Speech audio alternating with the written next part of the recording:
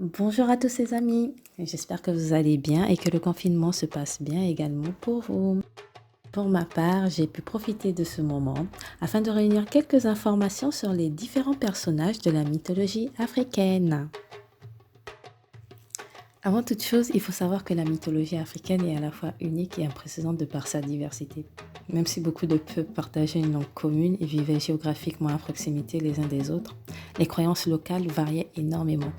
Il existe bien évidemment des thèmes, des personnages, des esprits communs récurrents dans les mythologies de tout le continent, mais les cultures individuelles possédaient généralement leurs croyances et leurs propres coutumes.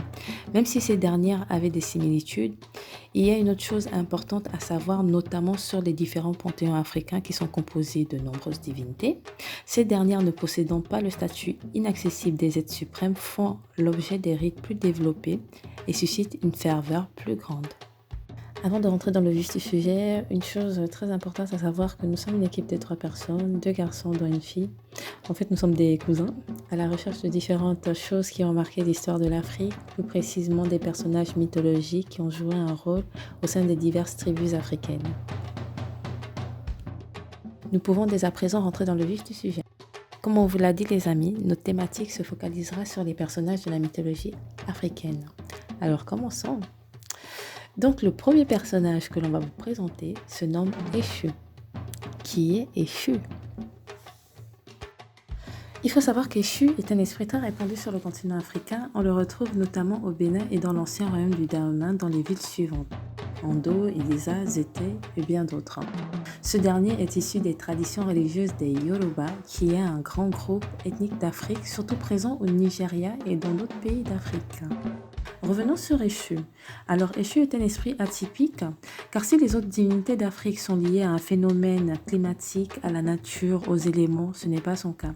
Lui, il est un messager, un esprit messager si vous voulez, l'intermédiaire entre les hommes et les esprits parlant leur langue. Il est également l'esprit des chemins, des croisements. Eshu ouvre et ferme les portes, devenant gardien des maisons et des villes. Il est présent sur tout le long de la vie. Quand on doit franchir un passage, emprunter une voie dans sa vie, ou bien entendu, quand on s'adresse aux autres esprits. On le voit sous différentes apparences, tantôt en enfant dans les ports du Bénin, tantôt en vieillard sur une béquille en Haïti, où on le surnomme Papa Legba. Je vais vous décrire un peu à quoi ressemble Eshu spirituellement.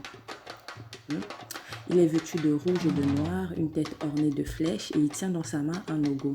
C'est une matraque avec des têtes en forme de phallus, lui servant de symbole. Dans certaines représentations, il ne tient pas en main son logo. Il fut très mal vu par les missionnaires qui le désignèrent comme un démon, bien que certains le décrivirent comme ni bon ni mauvais. Il fut identifié au diable chrétien par les premiers missionnaires qui en firent le symbole du mal et de la haine. Il est également défini comme un joueur de tours. C'est étonnant, hein? Poker face. Je vous dis, celui-là, il est méchant. Sinon, il se montre capricieux, dérangeant et exigeant, demandant à être servi avant les autres esprits lors des sacrifices et offrandes.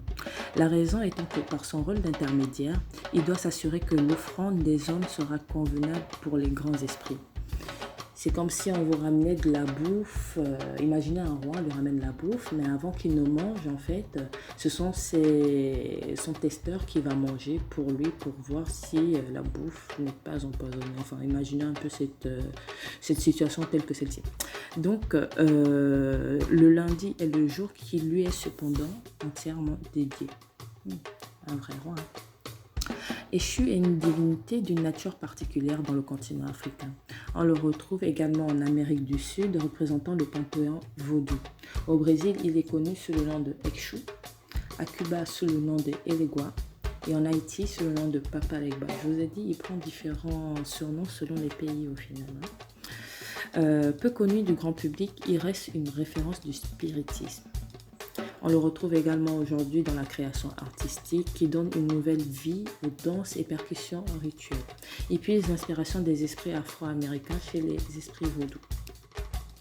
Et voilà, c'est tout pour aujourd'hui. Je vous invite à liker et vous abonner sur notre chaîne afin de suivre les aventures de nos héros.